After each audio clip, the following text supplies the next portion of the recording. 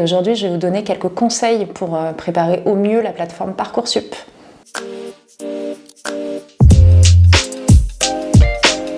Alors le premier conseil, moi je pense vraiment qu'il faut bien être sensibilisé sur les timings. Plus on connaît les échéances et plus on a la capacité du coup de s'organiser et puis de faire les choses sans stress dans la mesure du possible. Alors, les jeunes ont le droit à 10 vœux. Moi ce que je conseille c'est d'aller jusqu'aux 10 vœux. Même si on a une idée précise, une formation, tâchez dans la mesure du possible de mixer des formations dites sélectives et non sélectives. Ce qui vous permet dans la mesure du possible d'avoir au moins une place en fait dans un établissement l'année prochaine. Un établissement, ce qu'il veut avant tout, c'est un élève qui sait pourquoi il postule, qui a à peu près des premières idées d'orientation, même si on sait bien évidemment qu'il ne faut pas avoir une idée forcément fixe à ce stade, mais en tout cas d'avoir déjà des prémices de projet.